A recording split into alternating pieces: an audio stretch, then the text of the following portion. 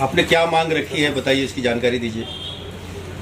अभी क्रिश्चियन समाज जो है मीरा भाईंदर का, स्पेशली आगरी कोली और ईस्ट इंडियंस भी है जो ये समाज में, क्रिश्चियन समाज में है, और ये लोग भूमि पुत्र है इधर के। और जैसे सामाजिक हर एक भाषीय लोगों के लिए या हर एक धर्म कहीं ना कहीं भवन बनाए जा रहे हैं, और हमारे क्रिश्चियन समाज कभी कोई मांग नहीं करती, कोई डिमांड नहीं रहती कि ये हमको चाहिए वो हमको चाहिए। मगर हमारा जो ईस्ट इंडियन लोग हैं, जो कोली लोग हैं, जो ईस्ट इंडियंस है, उनको बहुत सारी ज़रूरतें होती है जो मीरा भाईंदर महानगर पालिका से वो लोग इच्छा करते कि ये चीज़ हमारे लिए होनी चाहिए।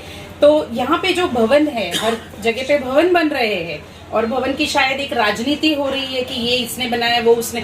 मैं क्या बोलती हूँ, कोई भी भवन से हमारा कोई भी गिला शिकवा नहीं है, सभी जाति धर्मियों को साथ में लेके सब काम करना चाहिए। मगर मुझे ऐसा लगता है कहीं ना कहीं शुरुआत क्रिश्चियन भवन से होनी चाहिए थी, मगर वो हुआ नहीं। तो मेरे को ऐसा लगा कहीं ना कहीं एटलीस्ट बीच में तो भी कहीं पे क्रिश्चियन भवन बीच में आके एटलीस्ट वो क्रिश्चियन लोगों का भी सोचे और उनके लिए भी एक भवन करे। ये मेरी मांग मनपा आयुक्त दिलीप डोले साहब से थी, तो उनसे मैंने मांग की है कल, और मैं आज भी गई थी महानगर पालिका उनसे मिलने के लिए, मगर उनसे मुलाकात नहीं हो पा रही है।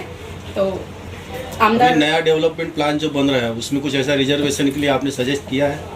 हाँ, सजेस्ट तो किसी और ने भी किया है शायद इसके पहले, तो सजेशन तो होना चाहिए कि डीपी प्लान में, और अभी तक डीपी प्लान मंजूर हुआ नहीं है। कलेक्टर साहब और दिलीप डोले साहब उस पे इंटरवीन करके हम लोग डीपी प्लान में अगर पहले ही पत्र देंगे तो उसमें डीपी प्लान में समावेश इस चीज का हो सकता है। इसलिए मैंने सोचा कि ये सही वक्त है कि इस पे हम मांग करें, तो इस पे हो सकता है, तो इसके लिए मैंने ये मांग की थी। अभी जो डीपी प्रसिद्ध हुआ था उसमें आपके उत्तन क्षेत्र में कत्ल खाने का एक रिजर्वेशन डाला हुआ है, उस पर आपका क्या कहना? उत्तन में तो ऐसे तो पहली बात तो डंपिंग ग्राउंड आया है 2009 में, और अभी 1997 से तो रिजर्वेशन कत्ल खाने का दिखा रहा है। मगर ये राजनीति कहीं ना कहीं मुझे ऐसा लगता है कहीं ना कहीं राजनीति हो रही है।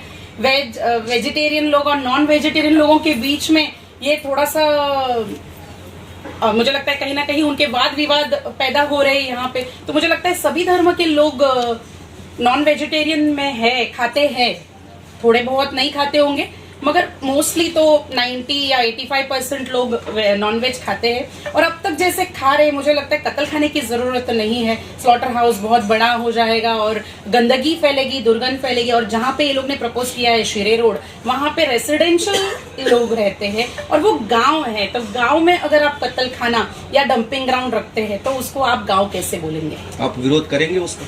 यस, जरूर करेंगे। इसके पहले भी विरोध किया है, कोई न्यूज़पेपर में मेरा आर्टिकल भी आया था इस बारे में कि मैंने विरोध किया है कत्ल खाने का। मगर है हमारे दूसरे भी नेता जो है उत्तन के, उन्होंने भी विरोध किया है, और मुझे लगता है कि ये विरोध सही है। इस मामले में आपने आयोग को कोई पत्र दिया था? किस बारे में? विरोध करने के लिए? नहीं, कत्ल खाने के विरोध में मैंने पत्र नहीं दिया, मगर मैंने समर्थन दिया है। मैडम, हमारा सवाल यह है, जैसे आपने भवन की बात की, वहाँ से उत्तर में तो बहुत सारी समस्याएं हैं, तो उस पर क्यों आपने काम किया? जैसे भवन के बारे में क्यों? बहुत सारी समस्या, मतलब आप किस पे आप ध्यान ये करते हैं? समस्या वहाँ पर है जो कई सालों से है, और घर घर तक बदबू जाती है, हर 12 महीने जाती है। ठीक है, तो उसके लिए आपने कभी आपने अगर कोविड काल में जब भी मैं समाज सेवा में थोड़ा सा ज्यादा इन्वॉल्व हो रही थी, तब आपने देखा होगा मैंने एक वीडियो बनाया था और उस पे करीबन 101 शेयर्स आ गए थे फेसबुक पे, ओनली फेसबुक, और व्हाट्सएप पे भी बहुत सारे ये गया था। और मैंने बहुत सारे लेटर्स भी दिए थे, क्योंकि ये जो है डंपिंग ग्राउंड, इसके वजह से जो आग लग के जो धुआं उठता है और जो स्मेल है, ये लोगों के लिए बहुत हानिकारक है।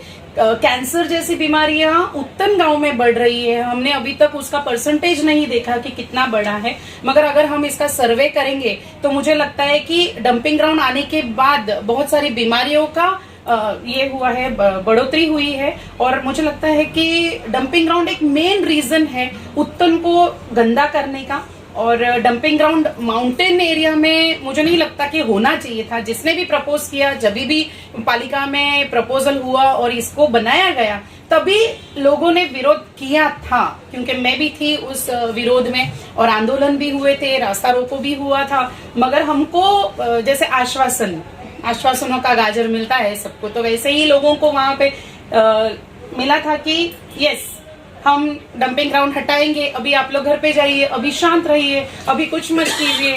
और लोग शांत हो गए क्योंकि हमारे दिग्गज नेता लोगों ने हमको बोला कि ठीक है आप, तभी तो मैं समाज सेवक भी नहीं, एकदम एक हाउसवाइफ थी, तो मेरे को भी ऐसे ही लगा था जैसे लोगों को लगा कि यस शायद ये चला जाएगा, और हम लोग घर पे चले गए थे। उसके बाद 2020 में जब भी आग लगना शुरू हुआ, कंटिन्यूस आग लग रहे, कंटिन्यूस वो डंपिंग ग्राउंड पे आग लग रहे हैं, धुआं जो उठ रहा है वो हर एक के घर घर में पहुंच रहा है। जब ये फ्लोर मॉपिंग होती है तब काला काला पानी निकलता है, तो उसका ये मतलब है कि जो स्मोक है वो तो आपको पता ही है, जो भी गैसेस है वो लो लाइंग एरिया में सेटल होते हैं, तो ये हायर इस पे है, इसके लिए वो लो लाइंग एरिया में गैस सेटल हो रहे हैं और उसी पे लोगों को हेल्थ में इश्यूज आ रहे हैं। लगती है या लगाई जाती है, ये नैसर्गिक भी हो सकता है या दोनों भी चीज हो सकती है। इस पे हम हमने जब तक देखा नहीं तब तक हम उसका जवाब नहीं दे पाएंगे। इथे स्थानिक नगरसेवक आहे, हो एक सोडून 3 नगरसेवक आहे, हो म्हणजे 3 नगरसेवक या विषयाकडे लक्ष देत नाही असं म्हणणं आहे तुमचं?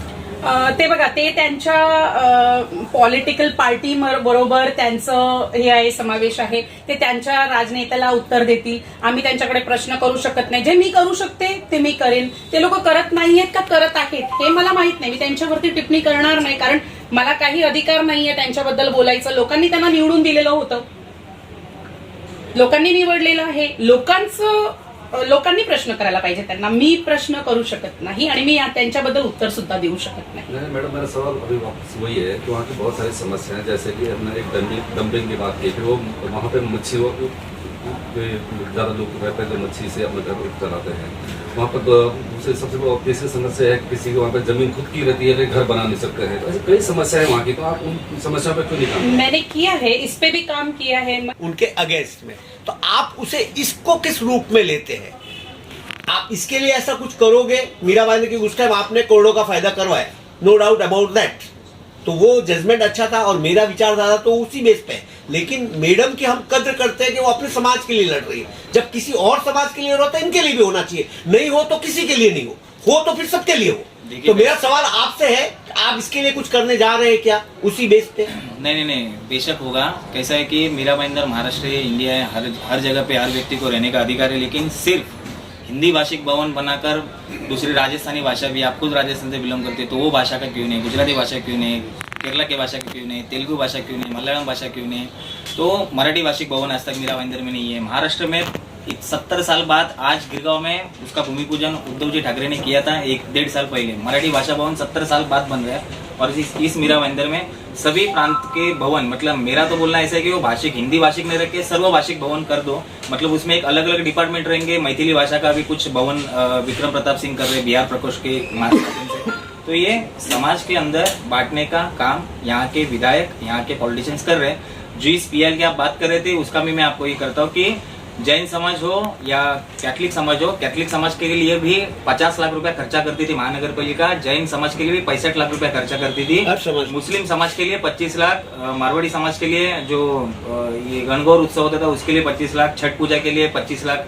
तो ये 25 लाख रुपया हर ट्रस्ट जो कार्यक्रम करता है, पब्लिक का तो देखो बेनिफिट नहीं मिलता है उसको, इसके लिए मैंने वो पीआईएल फाइल किया था और उसका जजमेंट आया था, और ऑल ओवर महाराष्ट्र में उसका आज इम्प्लीमेंटेशन हो गया। कम से कम 75 करोड़ रुपया साल का बचाया, 75 करोड़। मीरा भाईंदर के सिर्फ 4 करोड़ बचाने के चक्कर में हम लोग ने 75 करोड़ रुपए बचाए। तो अगर ये भाषिकवाद अगर ये इस भवन से होता है तो कल उस पीआईएल को हम लोग वापस रिप्लेस करके वापस इसके ऊपर हम लोग फाइट करेंगे कोर्ट में जाकर।